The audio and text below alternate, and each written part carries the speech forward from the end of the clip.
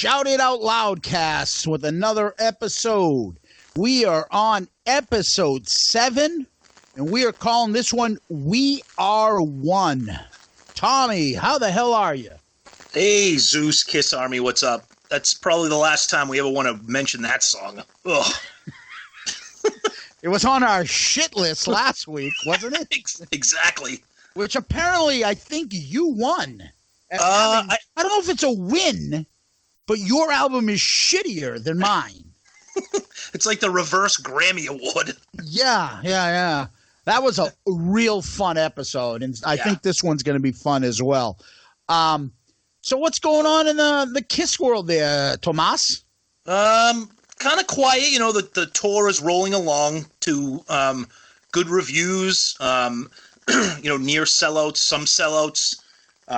Everything we're seeing on social media and online looks really good. I mean, we're excited because we got about a month away until we hit our 2 shows. Yeah. I mean, I'm looking at news here. Dallas Observer. Even if you hate Kiss, they put on an impressive show. Is that supposed to be? Is that supposed to be a compliment? You sound like our old RD. Is that a positive thing? When we got in trouble in our suite, when we told them, look, we only broke like 3 chairs this week. And his response, is that a positive thing? Well, we thought it was. For us it is. Compared to the dorm damage we did the week before, it was only 3 chairs. Oh, Jesus. Anyways, good reviews all around, huh? Yeah, and some other exciting news. I say exciting with a hint of sarcasm.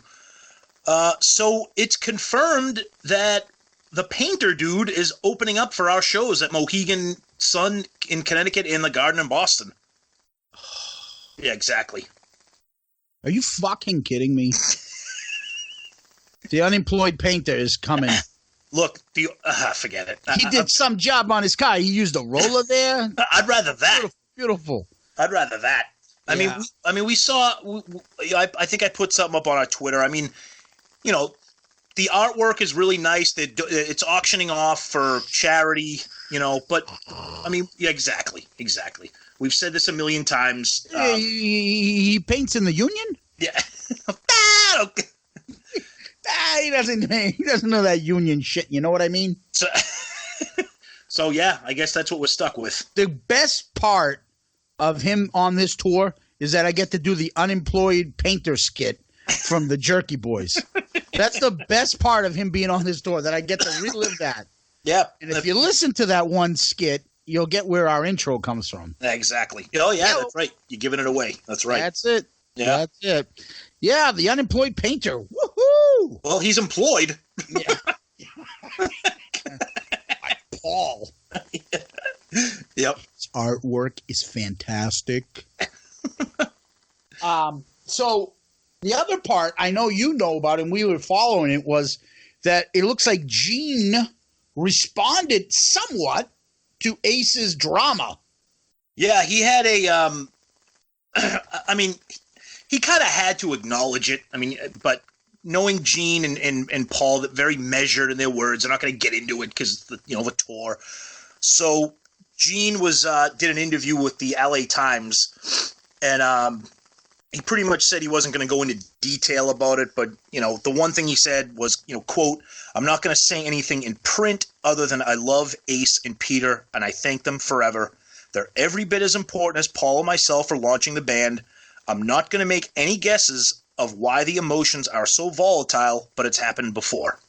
That's all he said. Yeah. I think it's pretty easy to guess why the emotions are so volatile. Not that I'm defending Ace, but, I mean, come on, Gene. You don't know why Ace is, I mean, I don't know. What do you think? Yeah, it's the same old, you know? Exactly.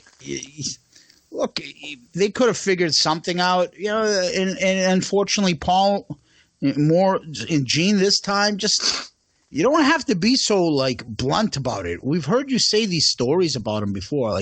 Why'd you have to bring it up again? Oh, yeah, they had problems and, they're gone.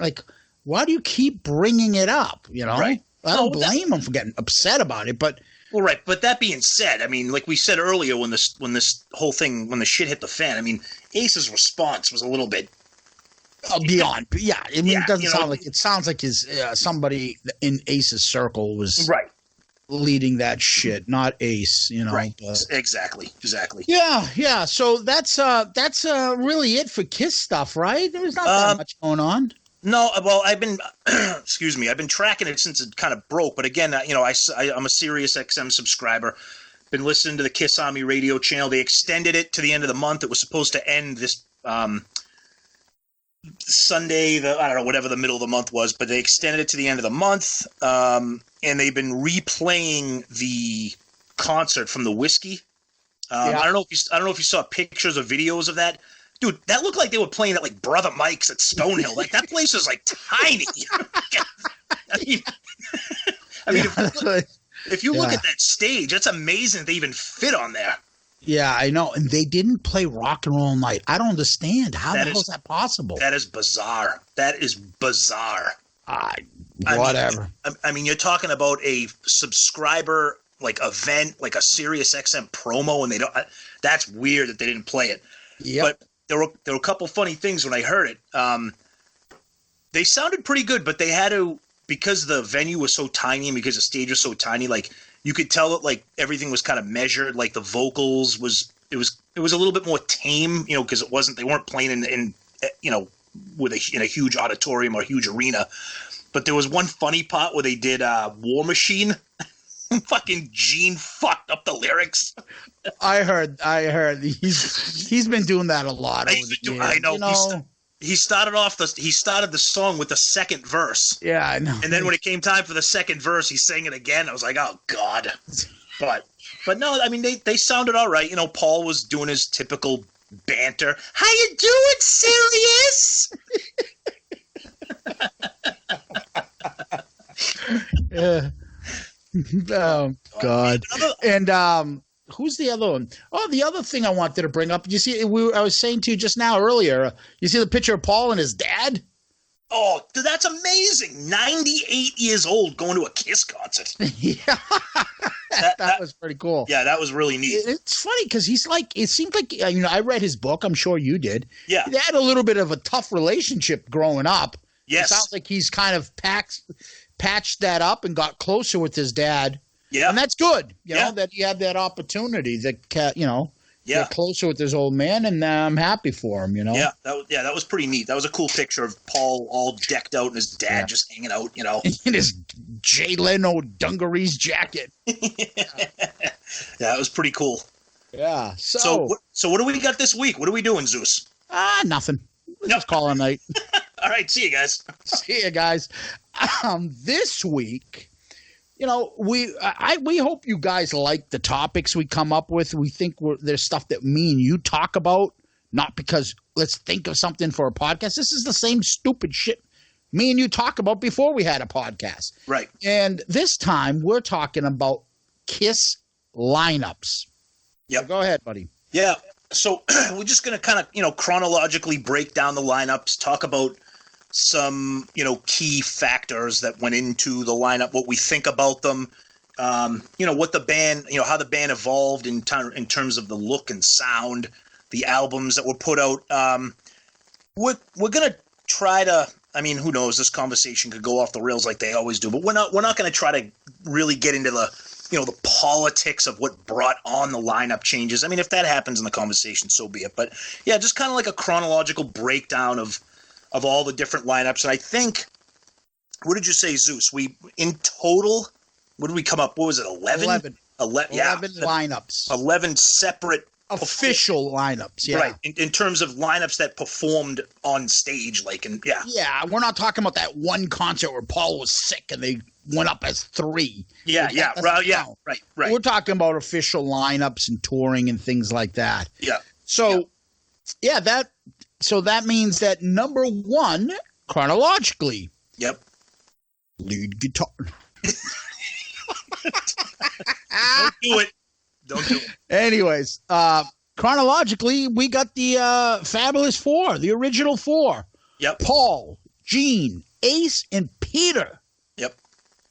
That lineup is all right. What do you think? Yeah, so officially we're looking at, 1973/74 to 1980 is kind of like the timeline for that. Yeah, 1980. Paul Stanley, Gene Simmons, Ace Frehley, and Peter Criss. So you're looking at from the self-titled debut album Kiss, Yep. really to Unmasked. Yep. And right? yeah, now I know for most people, they kind of look at the self-titled debut up to Alive 2 as like, that golden era of the original lineup, because once Dynasty came about, you really were looking at, kind of a half-assed Peter. Ace got more involved because of the success of his solo album. We get 3 songs on Dynasty, and then you get to Unmasked, and then it was really Peter didn't even really play on Unmasked. He was in the video for Shandy. Ace was kind of in and out, but technically speaking, you're looking at 1980 for that. Yeah. Group, right? Yeah, right. I mean, Peter's on the album cover. They didn't announce him leaving till later. He was part of Unmasked. And the thing about that is you look at those original 4 guys and you say, that classic lineup, that's number 1 for me, my heart. We're not going to rank these, but obviously that's number 1 for all of us. Right. That classic lineup, and it doesn't get really any better than that. Yeah. Yeah, I mean, and if you listen to, I mean, you can kind of even tell on Unmasked that that's not Peter playing. That's not his style of drumming, because that was the information that we have that we've been looking at shows that was Anton Fig, pretty much played all the drums on that album, even on Dynasty and stuff. Yep. Really. Yep. I mean, but so I think from what you read of Kiss, I mean, they were having people jump in since the beginning days. Oh, this guy played the lead guitar. I don't know. Ace had the shits and he was in the toilet for a couple hours. And somebody came in and did the lead guitar. Like, I don't know why. Like, even to now, like the last few albums. Oh, Gene didn't play bass on this. Bruce Kulick did. Yeah. Or Paul's not on this. I don't get it why they did it, but I think that kind of stuff's a lot. I think that kind of stuff is a lot more common than we think. But because we're so into Kiss and we know all the ins and outs of everything they do, I think that stuff's a lot more common. I think you see, like you said, you might get some session guys come in and play on one song, or whatever. But but it's really from Love Gun up to Love Gun. Yeah. Right, the original 4 really played on most of those albums. Yeah, and I think. And then after Love Gun, it was. Yeah, and I don't think it's a coincidence. And I don't think it's a coincidence too when you look at Love Gun Alive 2, and then the solo albums. That was kind of like, not only was that the peak of Kiss, but that was when merchandising. Kiss meets the Phantom of the Park. That's when you read stories about Ace being like, what's going on with the band? Like, the image, they were a rock and roll band. I mean, so, it was kind of like the beginning of, they kind of hit that peak and things started to kind of hit the right. Right. Yeah, I'm with you on it. Yeah, so, I mean, obviously we all love this lineup. The other part to this is really all 4 guys sang, right? Yeah. That's the other part that makes them Kiss. All 4 guys sang. Yeah. They had different styles. They had different personalities. Yeah. And none of them were shy. They each had their own thing. That's what I loved about it, right? Yeah. You knew, if you follow Kiss, you know about Gene, Paul, Ace's personalities. Yeah. Peter's too, excuse me. So that to me also shines. So when we're talking about, never mind the classic albums, there's no those are the classic albums, all the Fabulous 4 there. Yeah. And then, the styles, the performance, the characters, the original characters, and it all stems back to those 4. Yeah. And every once in a while I always think about what would have happened if, because Ace was always said he was shy about his voice. That's why he didn't sing until Love Gun Shock Me. But, the success of his solo album, and then he had 3 songs on Dynasty, 3 songs on Unmasked. You wonder, like, would his attitude maybe have changed if he, maybe if he had a song on Rock and Roll Over or something. You know what I mean? Who knows? Well, I think it would have been better because then they would have more competition. The best songs would get on. Right. Instead of like, okay, Gene's got to have 4 songs, Paul's got to have 6. Yep. And, well, you know what? A couple of Gene's songs suck. Yeah. And a couple of Paul's suck. Ace has got a couple good songs. Peter's got to get one on the album. You know, I think that helps. Well, are you trying to say that Great Expectations is not... Come on, you watch me playing your guitar. Did they really need to add Then She Kissed Me? Like, Don't even better. Don't even get me going. Yeah, but wouldn't it have been better if somebody else had an extra song on that? Yeah, because Peter or Ace? Right, because that was the first album that all 4 band members performed. You know? You had a couple Peter songs previous. You never had Ace. No, I know. So, I mean, you know. So that's the original 4. Yeah. The next is, in this you're talking about 1980 to 1982, Peter left, as he says, or as the other members say, they booted his ass out. Right. And I tend to believe them because even Ace says they fired Peter. Oh, yeah. Right? Yeah. And then Eric Carr comes in. So from 1980, 1982, you got Paul, Gene, Ace, Eric Carr. Go ahead. Tell us about that. Yeah. Paul Caravello, Eric Carr, God rest his soul. The repairman? Yeah. So, yeah, he came in. Now, it's funny. You know, poor Eric. You know, he was in such a lose-win kind of situation, if you want to. Because that's what. What's a lose win? Well, because, I mean, he won because he was in Kiss. Okay? But he was replacing Peter, and he joined the band when they were at their creative, like, what the fuck moment. Yeah. You know, so it was kind of a mess. So, you know, he comes in after Unmasked. Hey, Eric, welcome to Kiss. The first album we're going to do is The Elder. Ooh, what do you Listen think? to the tracks we got ready for this one. I'm just a boy. Right, he probably thought he was on... like, what the fuck is this shit? Exactly. Right? Exactly. You know, although I'll tell you right now, this is no secret. I'm a huge fan of The Elder. I am. Under the rose. I mean, I cannot wait. By the way, I cannot wait until we get to our Elder review episode. That is going to be fantastic. The other one we did, just a boy. What's the other one? Odyssey. Odyssey. I don't need no money. False eye. So Eric comes in. So Eric comes in, and I mean, thank God for Creatures of the Night, because that's when Eric really got to shine and just blow the doors off with that album. And they also had the 4 songs from Killers. Oh shit! Yeah, I always forget about that. You're right, because that's right. Yep. With those 4 songs. So that lineup was technically responsible for 3 albums. Yeah. Although it was kind of messed up with the fact that Killers didn't come out in the U.S. Right. Creatures of the Night, the album came out, and then they re-released it and had Bruce with no makeup on the cover. Oh, God, yeah. And the Elder was out of print for years. Yep. That's what I mean. You don't really remember this lineup that much. It was right. I mean, you remember it as like that weird, like transitional era. But I will say this, and I don't know if it's because of Eric Carr or it's because Gene and Paul in the direction, but that stuff was that was heavy for Kiss. You know, I mean, obviously some of the stuff on the album, but like the Creatures of the Night, that's when they became like a real heavy band. Because, Love Gun was hard rock, Rock and Roll Over was hard rock.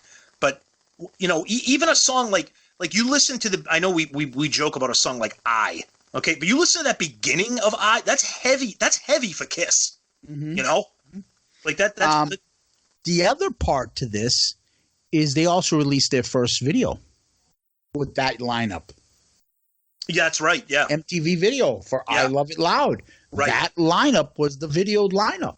That's right, because Shandy was a promo video, and all the stuff for the Elder, those were all promos. Those weren't official videos. Yeah, they were on shows and things like that. Right. But they did a video with that Kiss in makeup with Eric on the drum and Ace, who never even played on Creatures. Yep. Right? Yep. And I'll tell you, hair and stuff. I'll tell you right now, that video is still fucking awesome. I mean, that video is awesome. Old people. Yeah, the Beavis and Butthead. The kid has like a comb in his back pocket. Settle down, dude. That's that lineup. Then good old Ace says, "See ya, wouldn't want to be ya." Yep. And he takes off. I believe him. He quit. I don't think they fired him. Really? I think he quit. I think he was like, "I'm out of here. This sucks." I think that might have been a little bit of a, you know what, Kiss, you guys are a bunch of pussies now. I don't want to be in this band. And then Gene and Paul were like, you know what, you're a drunken buffoon, so fuck you. See you later. I don't think they did that. I think they wanted him in there. You think? Yeah, I do. Really? I told them, this is a once-in-a-lifetime thing. You don't want to leave. Right? Remember? Yeah, I don't know. Yeah, and in comes... Oh... Vincent Cusano? Vinnie Vincent. Love Vinnie. 1982 through 1984, the Anki Warrior comes in. Which we forgot to describe. Eric Carr comes in. This is still makeup Kiss, so Eric Carr comes in as the Fox in 1980. Now Vinnie comes in 82. Now wait, hold on. You're right. We totally forgot to talk about Eric's makeup. So there's a thing here where Eric wanted to come in and be like the Hawk or something. Did you see that? And Paul was like, "You look like a fucking chicken. You're not going to be the Hawk." So that's why they made him the Fox. San Diego chicken? Yeah. That's why they made him the Fox. And then apparently Vinny's official, because we call him like the Anki Warrior. Yeah. But I guess Paul, they referred to him as the Wiz. Well, like the Michael Jackson thing, the Wiz? Yeah. He's on down the road. They were going to do a cover of Ease On Down the Road with fucking Vinnie Vincent. He's going to ease on down the road. So Vinny comes in with the makeup, with the cross on his head, nose. Yep. And dude, I love that lineup. Yeah, that lineup. I mean, Vinny really played on Creatures and basically Lick It Up. Yep. Right? Yeah. But he's not credited. Ace was credited on Creatures. So you got, Vinny on Lick It Up. And, he was on that tour for a little bit. There's no albums of Vinny in makeup. No. He toured the Creatures tour. He did in the Anki Warrior makeup. Right, and this is where the timeline kind of gets murky, because you look at Creatures of the Night. Ace is on the cover of that, but that was more of like a record industry thing. I think from what I read is that Ace was like out of the band, but like they didn't want the record company to know that he was out of the band because they were afraid it would affect sales. Promotionally, because the tour was coming up. Exactly. So that's why he did the video and he was on the cover. Right.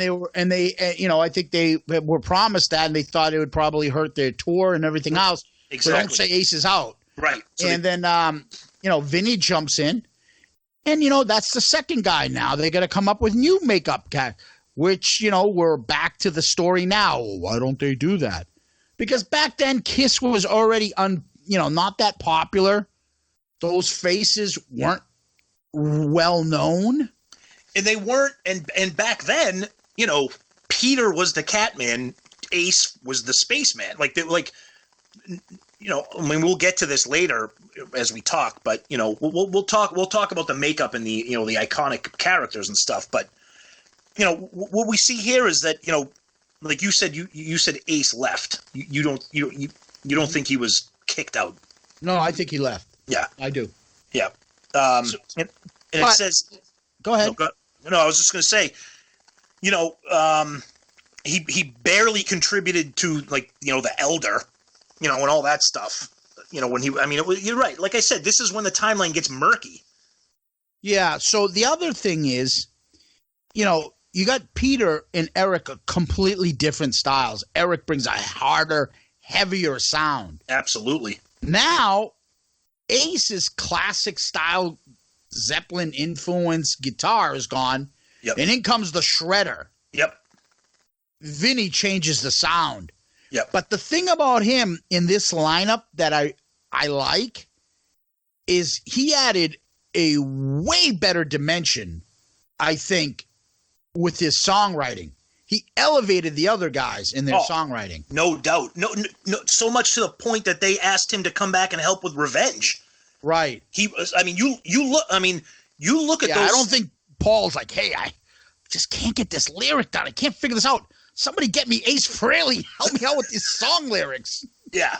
He's like, do I want to go with Vinny or should I go with the guy who wrote fucking Torpedo Girl to help me write this song?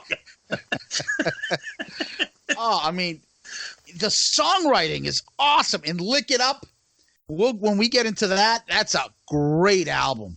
I mean, the sound was awesome. Everything was, Kiss, other than maybe like God of Thunder, Kiss never had songs like "Not for the Innocent" or "All Hell's Breaking Loose" or like you said, like real hard rock, like 80s that riff and all Hell's Breaking Loose is just awesome. Yeah, and so here we go.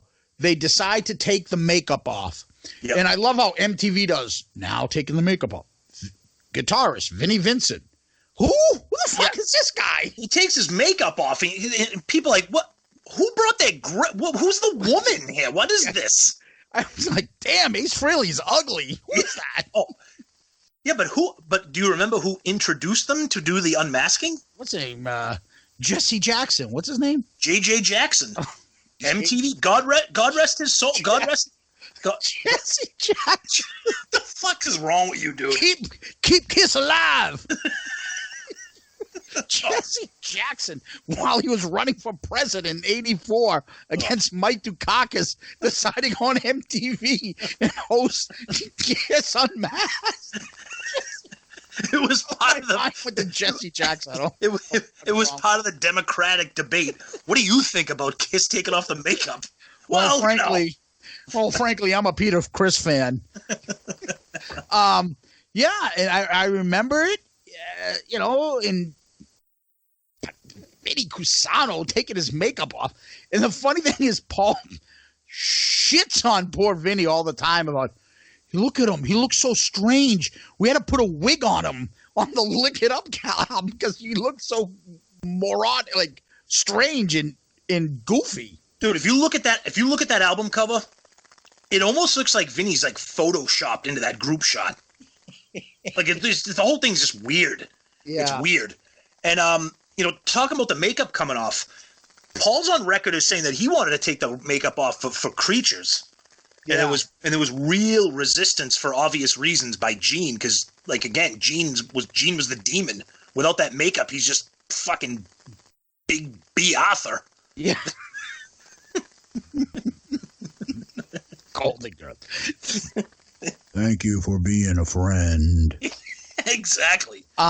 So Vinny becomes a mess. Yep. And starts suing and starts complaining and says that Kiss forged his signatures. Oh, my God. Between the 15,000 lawsuits. So he's gone. They boot his ass out. Yep. Because he never signed the contract to get in. I don't know what the story is over there. So in comes another thrasher, right? Yeah. In comes Mark Norton, another rest in peace, Mark St. John he played under. And, yeah, like we talked about during the Animalize. 1984. Yeah. 1 year. Yep, 1 year, 1984. And like we talked about during the Animalize episode, in retrospect, was it really a good decision? But in 84, that's what people were doing, Mm-hmm. They were doing that shredding, that up and down the fretboard, kind of stuff. I think Kiss was just trying to survive. They weren't thinking long term. Does it fit our sound? What do we? They don't have that where they can do that now. They weren't established right then. They were still, they were about to disband. They were going through a hard time. They went through that awful period after Dynasty, and they were hanging on by a thread. Yeah. So I don't think they were thinking about, in 5 years, is this the guitarist we want? They just needed somebody now. Yeah. And they, I think, hastily hired the poor guy. And we know what happened to him. Lick It Up was a huge bounce back for them. I think people were intrigued with the no makeup. And I think people were like, holy shit, this album's pretty heavy. You know, it's 1983. This is a pretty awesome hard rock album. You know, and then 84, Animalize comes around, and it was a little bit more MTV friendly, especially with the Heavens on Fire video and their appearance. You know, it was a perfect thing. Mark St. John, whatever. I mean, at the time, he was fine for them, you know. Yeah, he only made it for one album because we talked about it. He had the syndrome, the arthritis syndrome on his arm, his hand. And so he kind of had to ride the pine, and they brought in Bruce Kulick to kind of help them out with the tour. And then all of a sudden, Bruce kind of gave him the Heisman. Yeah. And out goes Mark St. John. In comes Bruce Kulick. So now we're looking at Paul, Gene, Eric Carr, and Bruce Kulick. A lineup that will stay from 1984 to 1991. Yep. If you think about that, right, that's about the same amount of time, this lineup, as the original lineup. Yeah. 7 years. Yep. And this was when Kiss really took advantage of the MTV and the 80s, you know, hair metal kind of, you know, pop metal kind of stuff. You know, they put out Asylum, Crazy Nights, a couple of those original tracks on Smashes, Thrashers, and Hits.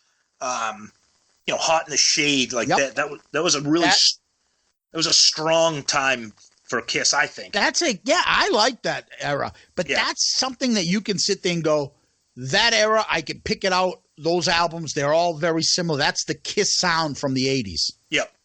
Right? Yeah. And I think Animalize was a little in between Lick It Up and then the Asylum era.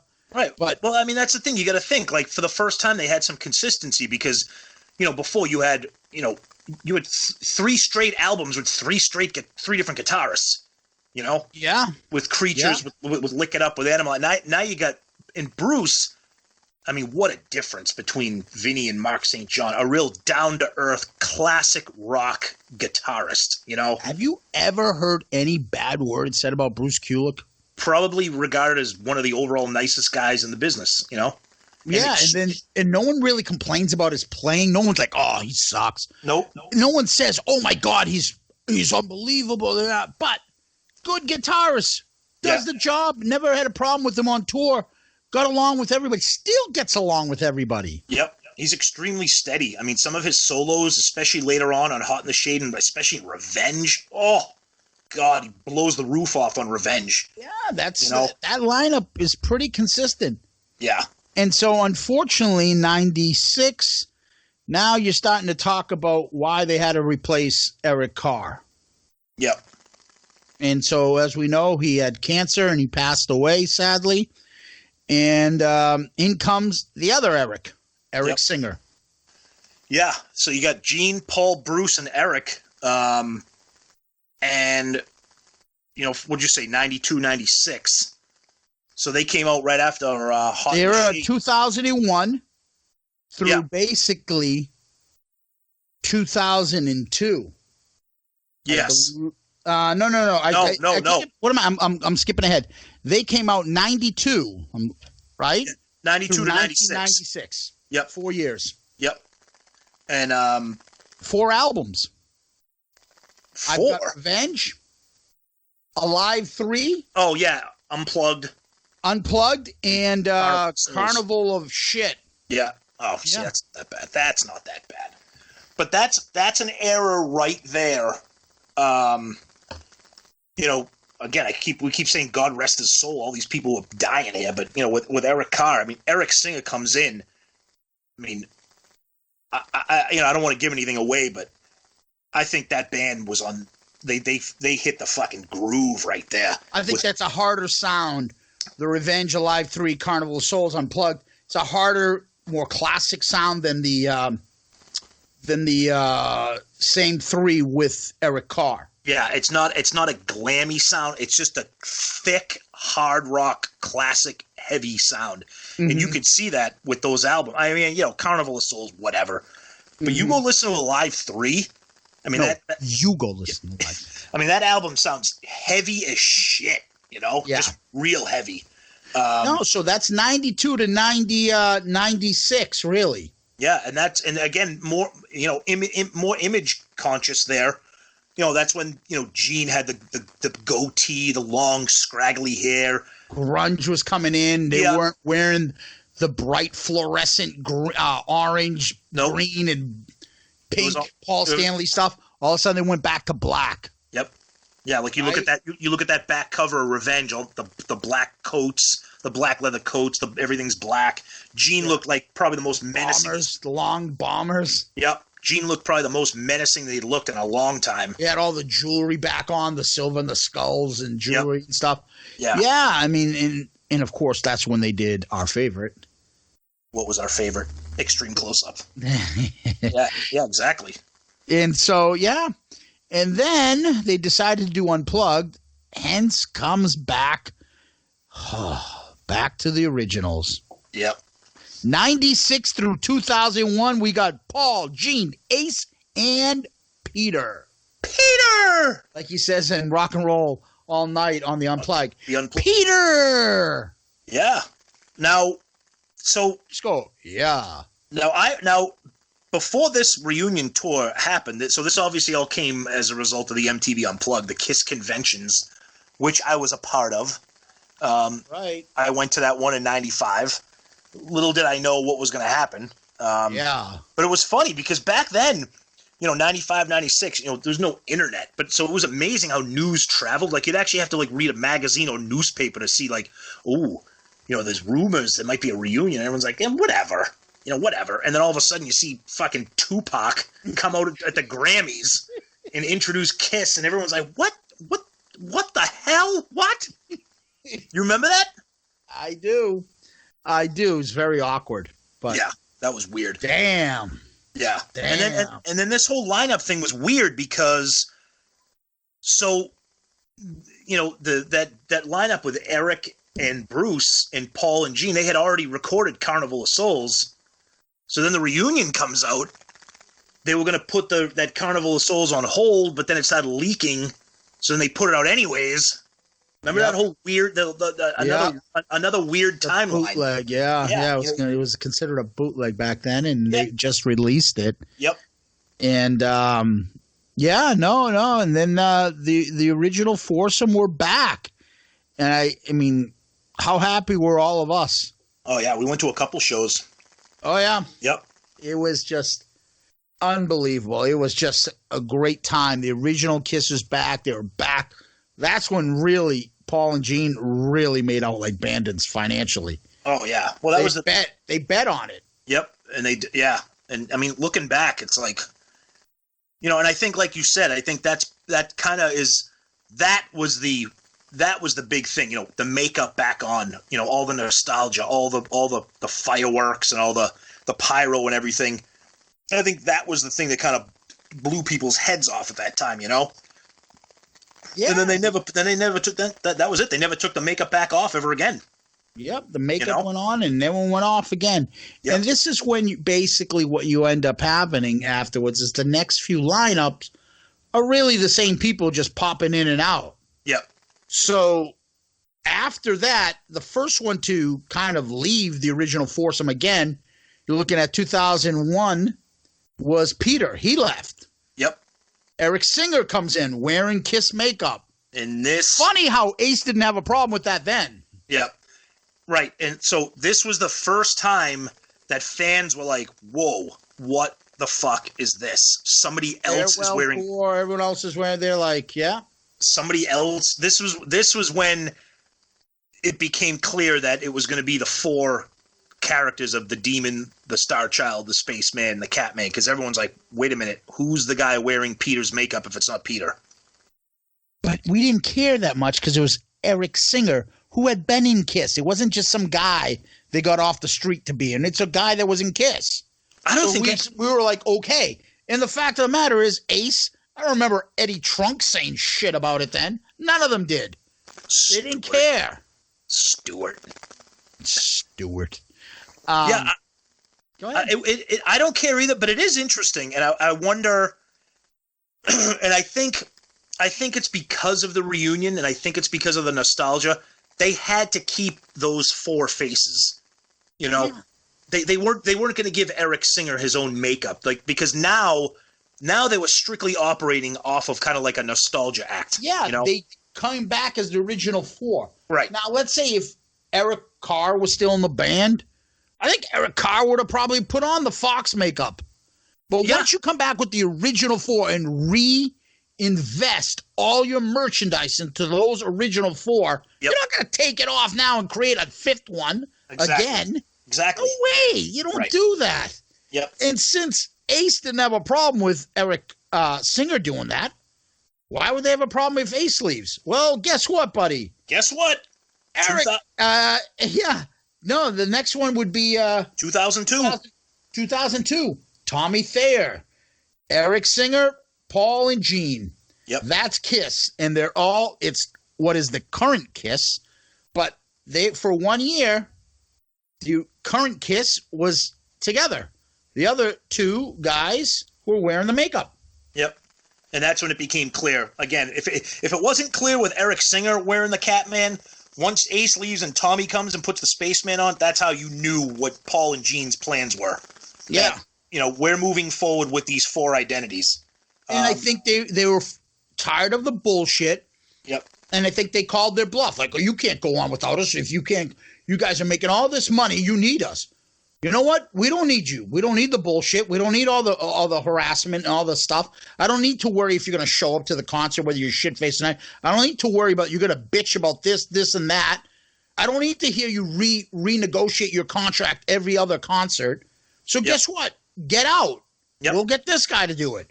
So in comes Tommy. Yep. Then for a little bit in 2003. This is when shit got weird. Peter comes back. Yep. They record Alive 4, the symphony, in Australia. And they also oh, sorry, go ahead. Peter's now in makeup, and Tommy's in Ace's makeup. Yep. Does Peter make a big stink about it? No, because he was getting paid. He didn't give a shit. Exactly. He wasn't on this moral high ground that those are imposters. Was anybody saying that shit? No, no one cared. And this is when, or even back, this is when Peter, Ace, Tommy, whoever, this is when they became like contractual members of the band. Yeah. They signed contracts, because it was clearly, Ace, it was clearly Paul and Gene's band. Now, don't forget, now this is interesting. They came back in 96, those guys are still contract. They weren't part of Kiss. No, right. No, you're right. But this is interesting. So this 2003 lineup of Paul, Gene, Peter, and Tommy, we saw them on that double bill with Aerosmith. Yes, we did. Remember that? Yep. And then we get to the final lineup 11. The current Kiss lineup, Paul, Gene, Eric Singer, Tommy Thayer, 2004 through present day 2019. Yep. That's what we got. That's the half a cover band, remember? Oh, yeah. Yeah, ridiculous. Yeah. I wonder if anybody's been yelling at The Who that they're half a cover band the last 20 years. Yeah, I know, huh? Right? Yeah. No, they don't care. No. It's only when Stewart's Friends doesn't get in there and they start complaining. But they weren't complaining when they were replacing the other members. Yeah. But when they got replaced, all of a sudden, they're imposters in my outfit. No, you know why? Because back then, fucking Twitter didn't exist. Twitter gives every asshole a voice to bitch about everything now. Yeah, it's ridiculous. The only spaceman. Yeah. Shut up. It's ridiculous. Yes.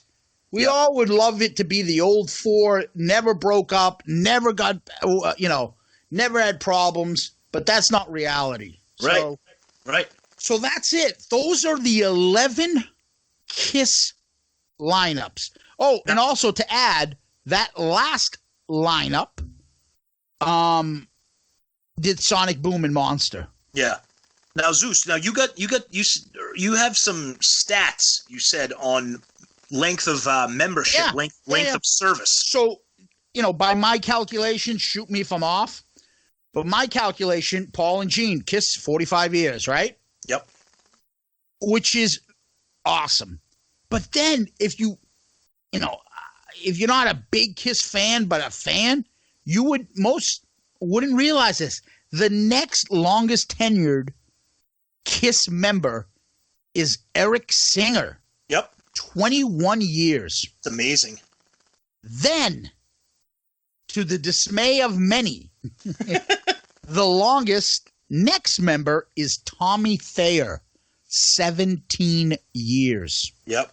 Think about it. Ace left in 2002. It is now 2019. Yep. He's been in Kiss since then. That's crazy. He's paid his dues.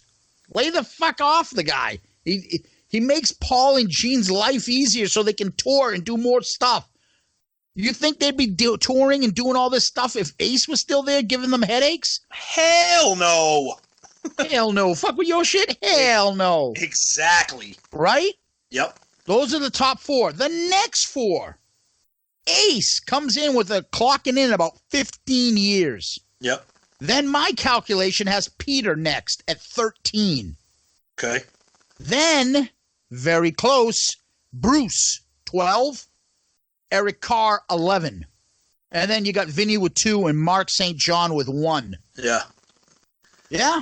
It's amazing. Those I think are the 10 members. I think Paul said it well, and I can't remember the question that prompted this response. But he said, sometimes with some of our fans, we're constantly chasing history, meaning Eric Singer's been in the band 21 years. Tommy Thayer's been in the band 17 years, longer than Ace and Peter. Okay? But because that super historical era is what captured everybody's imagination as Kiss fans, and the fact that they're wearing the makeup, fuck all. But I get it though. If you think about it, right? Yeah. Doesn't Journey have that Asian Steve Perry play for them? Yeah. He's probably been in Journey longer than Steve Perry now. You might be right. You're not going to say that he's Journey, right? Correct. Because anything classic, I don't give a fuck what Neil Sean says, was during Steve Perry's era. But that's none also, of that fucking jazz fucking jam shit they used to do before Steve Perry. Right, but that's also different. You're talking about the lead singer. You're talking about the iconic. No, but I'm still saying, like, that guy can be in the band and say, yeah, I've been singing the songs, busting my ass for the last 12, 15 years. Steve Perry was in the band for 8 years. Right, yeah. And they broke all the records back then. Right, but the reason people are going to see Journey live is to hear the songs that Steve Perry made famous. Right, yeah. Right. But most of the people Kiss, you're thinking of the songs circa up to 1978. Right, exactly. Well, people, the bigger fans, know the other stuff, the I Love It Louds and stuff that came down after Hot, Heaven's on Fire, Lick It Up, and other stuff that we like.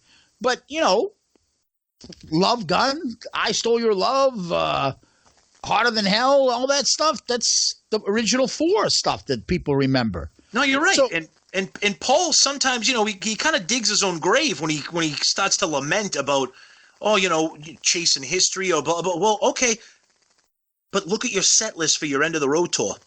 It's almost all classic era Kiss songs. I mean, you have one. The original 4 did Shout It Out Loud. Right. The last 4 just did Eat Your Heart Out. Right. What the fuck do you think? There's one. No. I know. I understand. I know what you're saying. I get it. Believe me, I get it. Now, so this is interesting too. So on our Twitter page, there's still some time left on the poll, but I just kind of wanted to read the results. Right. Now, we're recording on, Thursday the 21st. So Twitter allows you, when you do a poll, to do 4 options. So I didn't include the. What's that? Which sucks. We should have way more than that. Yeah. So I didn't include the classic lineup in the options. So I included these 4 lineups. And to me, these results are pretty interesting. So I included Paul, Gene, Vinnie Vincent, Eric Carr. Yep. Paul, Gene, Bruce, and Eric Carr. Paul, Gene, Bruce, and Eric Singer. Yep. And then the current lineup of Paul, Gene, Tommy, and Eric Singer. Mm-hmm. What do you think out of those 4 has the most votes? You mean Tommy and Eric Singer? What did I say? I thought you said Bruce. I'm sorry. So Paul, Gene, Tommy, and Eric, the current lineup. Yeah. Paul, Gene, Bruce, and Eric Singer, the Revenge lineup. Paul, Gene, Bruce, and Eric Carr, the 80s lineup. Mm-hmm. And then Paul, Gene, Vinnie Vincent, and Eric Carr. Those 4. Yeah. I would guess that the Eric Carr Bruce one. You're right. The 80s, Bruce and Eric got 34% of the votes.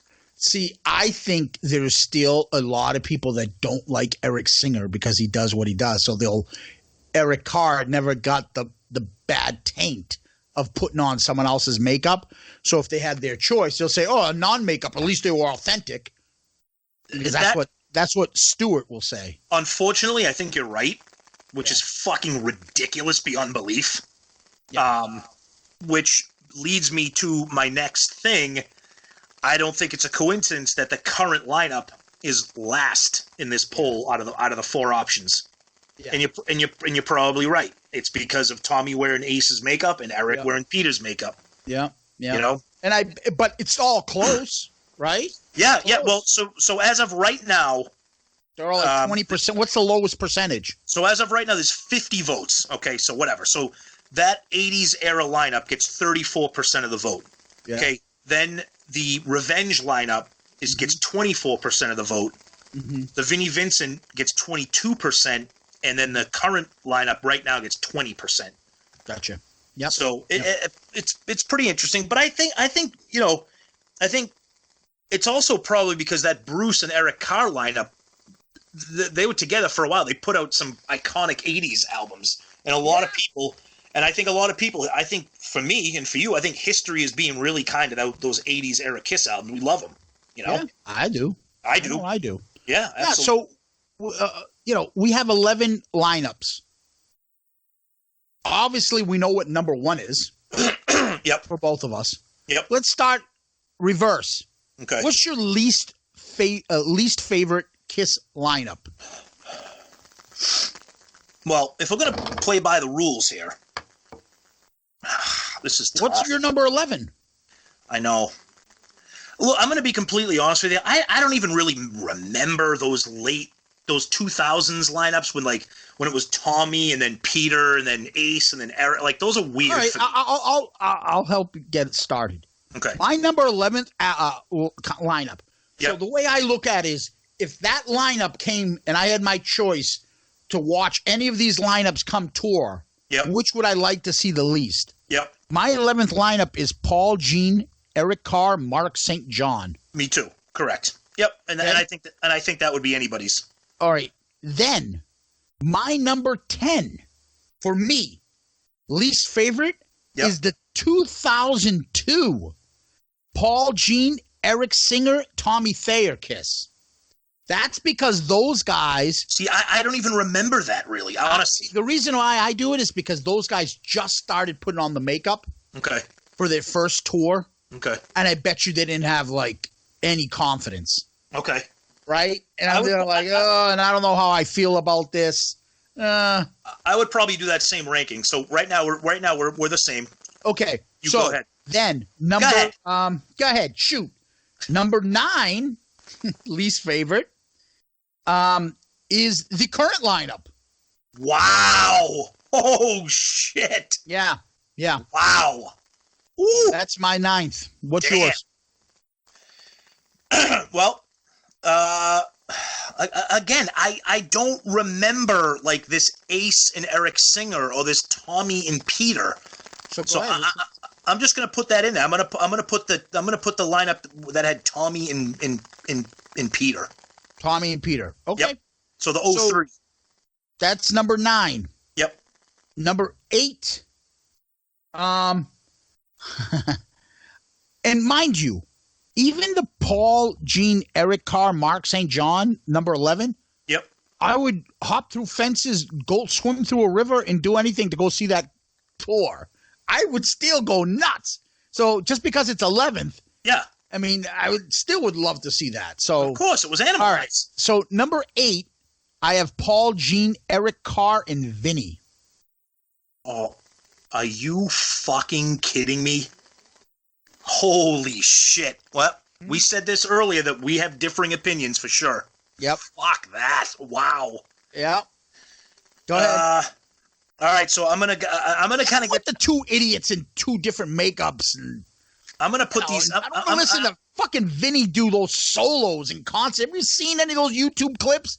Holy shit! Shut the fuck up! And those shoes and that dress. That was just awful. I don't want to listen to that shit. All right, I'm gonna get all these half. I'm gonna get all these half. Go ahead, shoot. I'm gonna get all these half-ass lineups out of the way. Okay. So I got Gene, Paul, Ace, and Eric Singer. I don't even fucking remember that lineup. So get out of here with that. Okay. Go ahead. You did the Peter one and then the Ace one. Yep. The opposite. Okay. Yep. And then after the Vinnie, number 7, I have Paul, Gene, Ace, and Eric Singer in makeup. Okay. All right. What's your 7? Oh, boy. Oh, this is tough. Shit, I feel bad saying this. I got to go current lineup. Okay, don't feel bad. I know. We're still going crazy to go see it. What do we care? Okay. All right. Plugger. Where the fuck did I get off?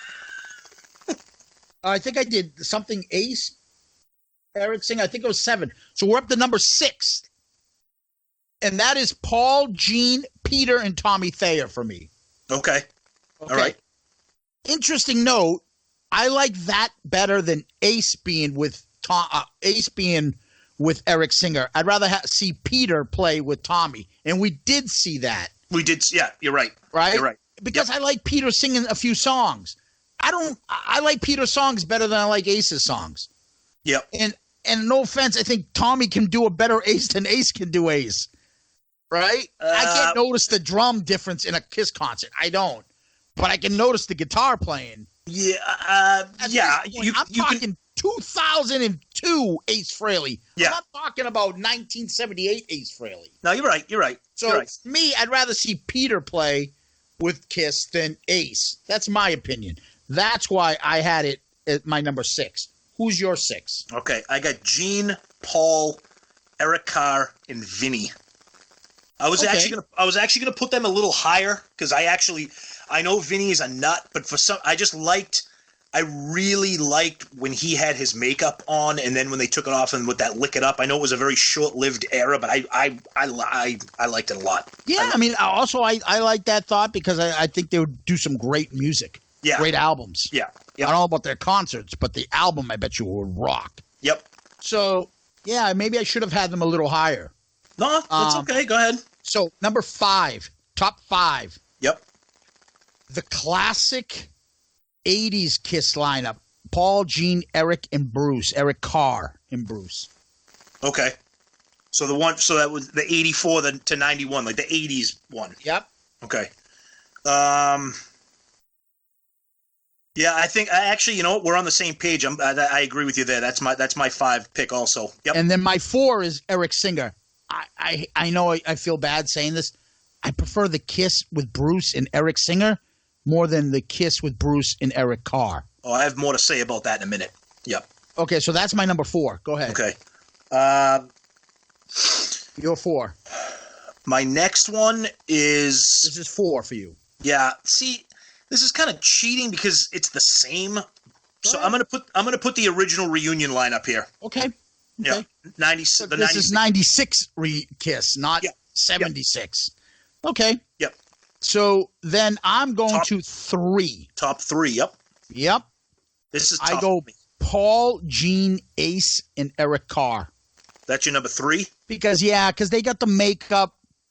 You know, they released Elder Killers and Creatures. Good albums. Yeah. All there's still makeup involved. Still kind of original. Yep. I'll take that. Okay. Well, that's my 3. Well, we agree on number 3. And we know that we agree on number 1. So now it's going to be interesting to see who our number 2s are. Although it's pretty easy. My number 2 is the 96 through 2001 reunion Kiss. I paid to see that. That's cheating. That's not cheating. It is what it is. I'd rather see that lineup. Okay. Older, decrepit Kiss is still with original 4 guys. Yeah, I'll take that. All right. And so I know you're number 2 now. Yeah, it's the Revenge era. It's the Revenge era lineup. Yeah. And I'll tell you why. Okay. All right. I don't know if this is going to be a hot take or not. Might not be. Okay. Other than Ace, because Ace is iconic. Yeah. Bruce is the best, other than Ace, the best guitarist to be in Kiss. Other than Ace. I think his ability to do a solo without sounding crazy. I think his ability to carry a song with a riff. I love his style, and he showed so much variety from Asylum all the way through to Revenge. I just love his style. And a hotter take is that Eric Singer is the best drummer that Kiss has ever had. I wouldn't take him over Peter Criss because I like Peter singing. Well, I wouldn't. Well, here's the thing. And when I say the best, okay, I mean the Buffalo Wings are the best. Eric could not have been the drummer. I can't believe you just fucking pulled that out. Go ahead. So we're recording on Skype right now. If you could see Zeus right now, he's like choking on his own laughter right now. So just so stupid. I know. I don't know why I keep bringing these stupid things up. Go ahead. All right. So I don't think Peter was the drummer that Kiss needed in that classic era. Like you listen to those songs. Eric Singer is a hard rock / metal drummer. I mean, he played with. Look at all the bands he played with. Yeah. We've seen him. We've seen him play before. He's unbelievable. Mm-hmm. And that Revenge album just alone, I love that lineup. I thought that was the tightest that they've ever sounded. They sound great now. Don't get me wrong. They sound great now. But I just love Eric Singer. He's just like my kind of drummer. I always have a thing for drummers, and I love him. And you know what? When you read all the books too, yeah. And it's not that shitting on Eric Carr. It seemed just like he was in the band. They liked him. He was a good guy. Yeah. But they didn't seem like they were like best of friends with him. He sounded like he was very insecure. You talking Eric Carr? Yeah, he was very insecure, and I think he didn't know where his place was, and he was always, where's my place in Kiss and things like that. And I think that whereas Eric Singer is just in Kiss and he's fine, and they're happy with him. They don't have to. Well, here's the thing. Bring his spirits up. Well, here's the thing. And I think that helps because I think the band is happier and they just make music. There's no drama with Eric Singer. Okay. Eric Carr came in, like we said earlier when we were talking about, he came in, he was replacing the most iconic drummer in rock, in Peter Criss. Okay, he was doing it at a time. I know we say that, but people, other people would be like, "Are you shitting me?" What I mean by iconic, I don't mean best. I mean famous and noticeable, etc. Yeah, because John Bonham didn't get replaced. Of course, get replaced. They died. No, right. but Eric Carr, so he was replacing Peter. He was joining when the band was in complete turmoil. So it was an uncertain time for him. Eric Singer played with Black Sabbath, played with Alice Cooper, played with Lita Ford. It was in Badlands. Yeah, right, Badlands. He came into Kiss. He's like, yeah, whatever, Kiss. I'll fucking play whatever you want. He just had toured with Paul Stanley on his solo tour. Right. So he came in cocky as that, and not in a bad way. He's like, dude, I'm fucking Eric Singer. I can play this shit easy. Just give me a set of sticks and I'll go to town. Yeah. And I just think he fits better with them. Absolutely. Right? Now, go ahead. Sorry. No. Here's my thing with Tommy Thayer. And I know that I really don't have, this is kind of like an unfounded opinion. I feel like as talented as Tommy Thayer is, and he certainly is, I feel like he's like a puppet to Paul and G. I feel like he just does. Okay, so I feel like he just does. I feel like they tell him to jump and he says how high. Yeah. Where I feel like Eric Singer would be like, I'm not doing that. Well, why don't we do this instead?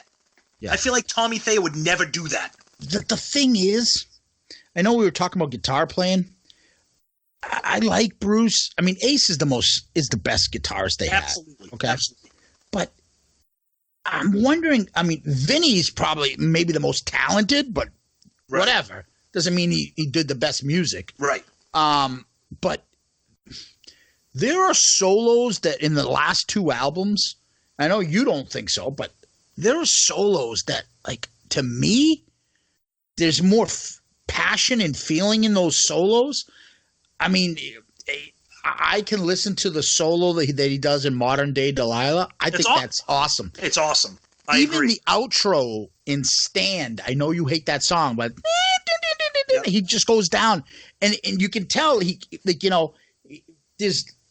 playing, and there's a feeling with it that moves you. I love those songs. I love his solos. And you're right, but, Bruce just was natural. He's a good guy. Everybody likes him. So, would I probably take him? It'd probably be easier. And the reason why I would probably take him over of Tommy, it's just so people would just shut the fuck up. Yeah. Because they all hate Tommy. I mean, don't get me wrong. Tommy's extremely talented. I mean, you listen to some, even on Monster, which I think is a garbage album. Yeah. Tommy sounds amazing. I guess what I'm referring. He can sing. He's got good. I think his songs are pretty good. I will say that you are 100% correct. I think When Lightning Strikes on Sonic Boom is actually not that bad of a song. Yeah, and neither is the other one either. Out of This World, I think it is. Yeah, I know they're too much Ace stuff and spaceman shit, but right. They're good songs. But I will also tell you this, and I know we disagree on this. I like that song, I Walk Alone. I think that's one of my favorite songs on Carnival of Souls. I don't think that's a terrible song. I think it's not a very Kiss song, but I think it's a good song. But you got to wonder, why did they let him sing on? Why didn't Bruce Kulick get a chance to sing on Revenge? He can sing. He's got a voice. Because back then, I don't think he fought for it. Versus, he fought to probably get Carnival of Souls done. Yeah. And he was doing a lot of that work for it. And he's like, hey, I got a song too. And you're like, all right, go ahead. I don't know. I feel like, just real quick, just to finish up. So I think my comment that I made about Tommy, being like a puppet, quote unquote, I feel like I'm more referring to when they're performing live. Like when they're doing a song like Cold Gin, like it's almost like you have to play Ace. Yeah. Not, you know what I mean? Yeah. But I'd rather him play Ace. I don't want him playing Cold Gin via Vinnie Vincent style Cold Gin. I know. I don't know. I mean, there's a pretty good YouTube clip. Have you ever seen it? Of all the Kiss guitarists. I think it's of Love Gun. And it's a clip, and you can hear all like 5 different guitarists playing Love Gun. No, I haven't live. seen it. No. Oh, it's awesome. Okay. The Vinnie Vincent one is like, what the fuck is this? Tommy's is the closest to the natural song. Because I think he follows an ultra mode. You're right. He's just like a hired session guy. Do this, get this, and he's there on time, and he gets everybody else. Oh, hey, Tommy, I need you to make sure we have our wake-up call. Yep, I'll call downstairs. Yep. I just think he does what he's doing. And let's be honest. Can you blame him? You're in fucking Kiss, dude. Wouldn't you do what you're asked to do? Absolutely. Why wouldn't you? Because he remembers what it was like being in Black and Blue. I have a buddy that always reminds me that at one point I was like I think it was Strawberries. And I'm like, do I get this album? It was Guns N' Roses, Appetite. Yep. And it was a Black and Blue album. All right, I'm going to go with this Guns N' Roses. Good choice. Yeah, you think? Oh, and the rest is Kisstory. Exactly.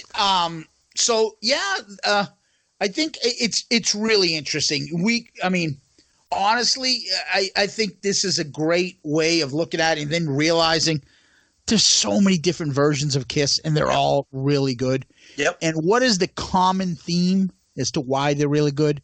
It's because Paul and Gene was in it. Absolutely. Could you imagine what Kiss would sound like if for a couple years and a couple albums Gene left or Paul left? Yeah. If Paul left. Paul's the only. We're going to put a song A will be Lita. Song B will be friggin' Love is a Deadly Weapon. Oh.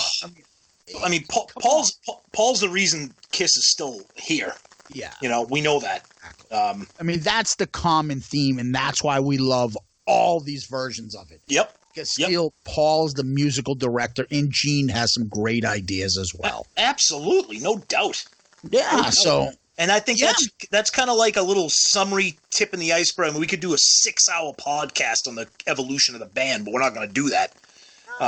So that's just kind of tip in the iceberg of all those different eras, what we love and why we love them. The changes that we've seen as fans. Yeah, and I think it's pretty obvious that we obviously want the original 4, but it's interesting if we had our second pick, I would take Paul, Gene, Ace, and Eric in makeup, and you would take Revenge era. Yeah.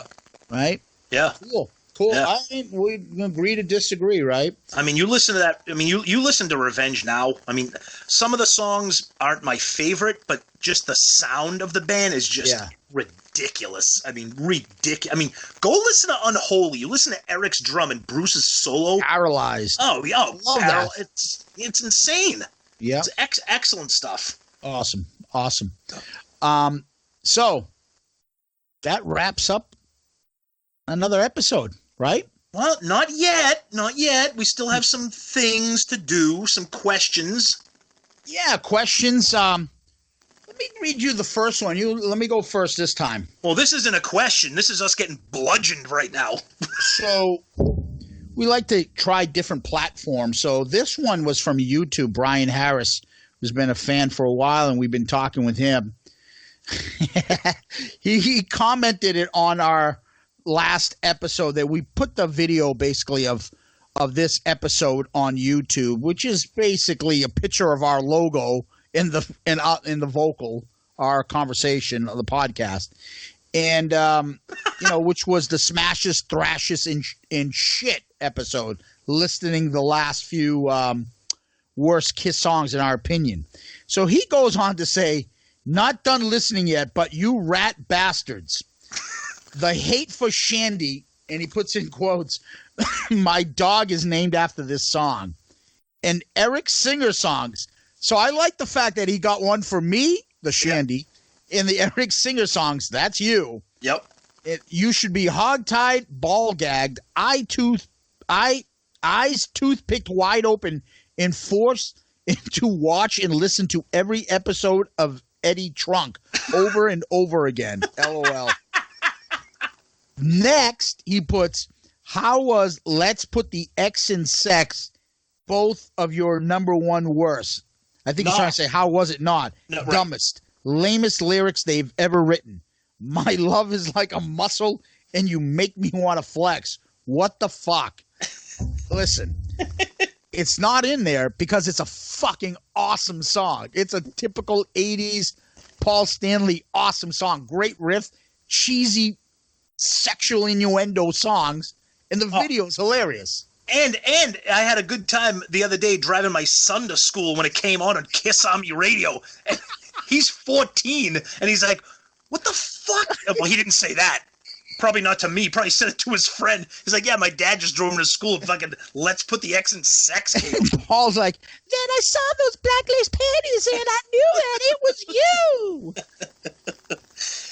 So that's good stuff. We like. But I love, because I'm curious if he got the rat bastards from the old Red tapes.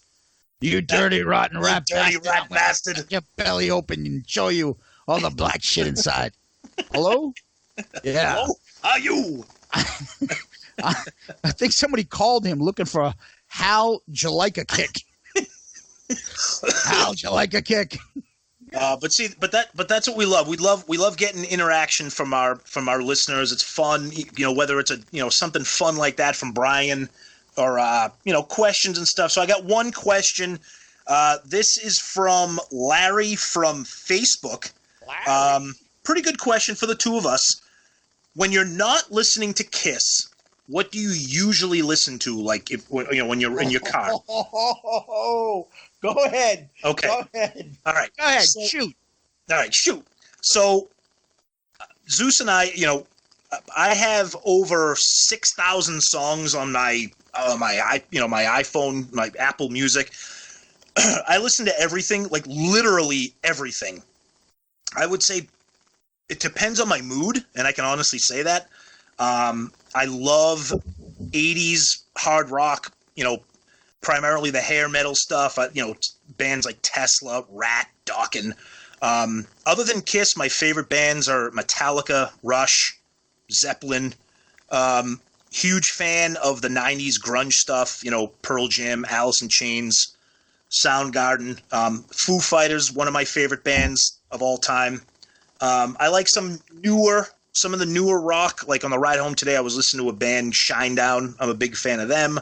I don't listen to too much new music. And then what the fuck is that? And then my guilty pleasure is when I'm in the mood. Sometimes I listen to this when I'm when I'm running or something. And I think Zeus just dropped it on. What did you say? Britney Spears. Saw her in concert last year. Top 5 concert I've ever seen in my life. Went with my wife and it was amazing. And if you didn't hear what Zeus said, he said Britney Spears. Not afraid to admit it. Oh my God! All right, so what's your guilty pleasure? Is that it? That's it. Although I'm not. Oh yeah, but long story short, I listen to everything. I mean, No, what I'm saying is, did I guess your guilty pleasure correct? Britney Spears. And honestly, like dance music in general. I'm not afraid. But then a real good dancer. But then I'll go and listen to I love like stuff like Elton John, Billy Joel, like regular classic rock stuff. So it depends on my mood. And really good dancers. And old school hip hop. Oh, that's right. You are into that stuff. NWA, Public Enemy. Public Enema. What's a Public Enema? So to answer your question, I'll listen to anything. Doesn't matter. Wow. So how many songs do you have on your iPhone? Well, we subscribe to Apple Music, so I think I got 5,500 songs on my phone or something. Wonderful. Yeah. I got about 13,000 on my phone. Well, yeah, but I have. Yeah, the only problem is 10,000 of them are Elvis and Conway Twitty. So I thank you to all those Jorge Plantes and Chode Piandes and the rest of my Columbia house. I have gazillion CDs and stuff. And I've collected this thumb drive and I just put it all on my computer. I have this thumb drive of music. I got 500 gigabytes on this damn friggin' iPhone. Yep. I got 13,000 songs on it. Yeah. Everything. I don't think I've bought anything from a new band in God knows how long. The way I look at music is I go backwards. I rediscover old stuff that I never heard before. So I'm like you. Obviously, Kiss, the hair metal, what they call hair metal, Guns N' Roses, Rat, Bon Jovi, Motley Crue, all that stuff we got into. Then I get into the classic. So I have a bunch of I could go head to head with anybody about Elvis. That's probably my biggest love, Elvis. But then I can go head to head with anybody about Led Zeppelin. Mm-hmm. I can do the same thing about I have such a different taste. I'll listen to the Temptations for about 2 months straight if I feel like it. Yeah. And I can go into every era and all their band members. Yep. Right? Yep. But my other big thing is, and Tommy hates this, but he got into it after a while because his wife helps him, is country. Yep. But I don't listen to the new stupid country. No. I listen to older country. I listen to the 90s country that we got into when we were in college. So Garth Brooks, Travis Tritt, things like that. Martina McBride, Faith Hill, Tim McGraw. I love all that stuff. I have hundreds of them. But then I have older stuff. I listen to Johnny Cash. I probably have almost every George Jones record, and I listen to him religiously. I can quote you all his songs nonstop. I can listen to that old style country all day long and love it. Love it. That, Waylon Jennings, all down the line. So it's old school country. It's hair metal. It's, classic rock, Led Zeppelin. I can listen to Pink Floyd. I can listen to, but I'm not into there's a couple things, and me and you always talk about this, we're not into. I'm not a big Beatles guy. Never. I think you're either the Elvis or the Beatles. Agreed. Elvis blows them away. Agreed. And I'm not I love the Stones. I'm not anti-Stones, but I didn't really get into them and dissect their music yet. Maybe I will someday.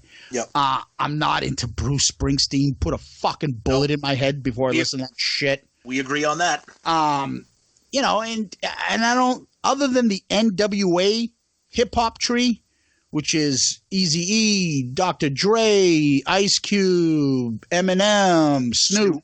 Yep. I don't branch off into hip hop and stuff. Yeah. I don't. I can't listen to the nonsense these days. I don't understand what it is. No. So for me, if anything, all of a sudden I'll start getting into and I'll listen to buy older Waylon Jennings CDs. Or, you know what? I finally started listening to Tommy will get me into somebody like, let's say I don't, and I'm not a fan, Steely Dan. I'll go back and buy all their shit. Love and Steely start Dan. falling in love with them. Yep. I'm more apt to do that than to buy anything new. I don't buy anything new. Yeah. I don't, maybe I'll find somebody that I like and listen to. Oh, the other band, REM, I can get into. Guns N' Roses, I can get it. Like, I can go with the best of them and go through all that stuff. Yeah.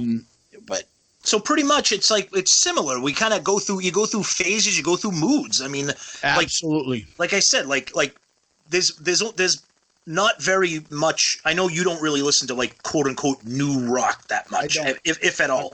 There's a couple bands that I do listen to, but even another genre of music that I have loaded up on my phone that I grew up with is jazz and like big band. My dad grew up listening to that in the house, and sometimes I'll put on like Frank Sinatra Live at the Sands. I can appreciate that. Yeah. Although I don't like it, I can appreciate the talent and the skill it takes, and that other people enjoy that music. Yep. I don't have a problem with it. So I guess it's just the mood determines what I'm in the mood. At work, I have a George Jones shuffle that's probably got like 1,000 of his songs. Right. And I listen to that, or an Elvis shuffle that I can put on while I'm working in my office. I have that going all the time. Yep. Anytime my car, I have, either a Kiss mix or all 13,000 songs on shuffle. That's it. Yeah. Yeah. There's enough music there that I'm like, oh, shit, I don't remember this song from this album. Oh, that's a pretty good song. Oh, I didn't realize I have the Scorpions box set. All of a sudden I hear a song on that I didn't know. All of a sudden I'm like, wow, that's a great song there too. So there's enough there to discover for me. I don't have that much time in my life to start getting into newer stuff. Well, I'd rather find something that I can, that I have or been shown that I want to explore. Yeah, the only reason I'm even exposed to newer rock is, again, because I have Sirius XM, and they have a couple stations that push newer band, like bands from like the 2000s and onward. But if I didn't have satellite radio, I would have no knowledge of any of that stuff. Yeah, just there's so much great music that's been released already. Oh yeah, I'd rather listen to something that I really love than be forced to, like, I'm at someone's house, listen to their music and go, this sucks. So if I don't have to listen to it, I'm not. I'll put on what I want to listen to, not by chance what's on the radio. I've grown past that at this point. I got enough CDs that I can entertain myself. So, anyways, that's a pretty good question. So, and it all comes thank you, Larry. And it all comes back to Kiss. Absolutely, our first love. Yep. And our mutual love is the band Kiss. Oh yeah, and by the way, Tom, tell everybody how they can reach us. Yeah, so we're on all the major podcast platforms, iTunes, Apple, Google Play, Stitcher, Spotify, Podomatic, Podchaser is a new one, and YouTube. And we are on all the social media platforms, Instagram, Facebook, Twitter is our most active, as you can probably see. We have a new message I thought we got on Facebook. Oh, God, no, we're not getting into that. Somebody from Nigeria was messaging us. I think I got like a hoaxer. Somebody said hi. I responded, hello. They said, hi. I said, are you interested in our page? And they said, yes. Send videos. Sending videos of what? So I don't know what the fuck they're talking about. But anyway. Tommy in our underwear, sumo wrestling. I don't know what the fuck she wanted, but I don't know either. And like we always say too, please interact. Leave us a nice 5-star review on iTunes. It really helps promote us, get our visibility up. And again, thank you so much for the interaction, for the downloads, the listening. We're very humbled by it, and we really appreciate it. Thank you. Yeah, absolutely. And don't forget our email. I don't know if you mentioned it. Oh, yep. Shout it out, Loudcast. Our name, the name of our show. shoutitoutloudcast@gmail.com. That's a great place to send questions. Most of our interactions and questions either come from Twitter or Facebook or even YouTube, but any way you want, you can always get a hold of us. As you can see, we each interact with you on either platforms. We're always trying to keep that going. We're pretty active on social media. So, again, iTunes, Google Play, Spotify, all those, and then the social medias of Twitter, Instagram, Facebook, and YouTube. Find us, interact, ask us questions for next week, and feel free to email us at shoutitoutloudcast@gmail.com. Oh, and another sneak peek, we have proofs. We're getting T-shirts, Tommy. Oh, shit! Yeah, and we'll have them, and we'll be wearing them proudly at the Kiss concerts coming up that we're going to. And we will once we're able to push those on social media and show pictures, we will. Yeah, absolutely. Yep. So that wraps up another episode, Tom. Yeah, it does. Famous last words? Well, my uniform is leather, and my power is my age. I'm getting it together to break out of my cage. That is just awful. Flaming youth will set the world on fire. I had that, and I changed it. No shit. Shitting that. I'm not shitting you. Really? I didn't have that lyric. Oof. But I had something from Flaming Youth. Nice. But I changed it. Uh-oh. Go ahead. Well, go ahead. Shoot. Well, they just don't understand. You got to fight to be a man. Wait, what is that? Remind me. You'll think about it. Oh, God. That's a good way to sign off. Till next time, everybody. See ya, everybody. Peace out, Girl Scout. Later. Later.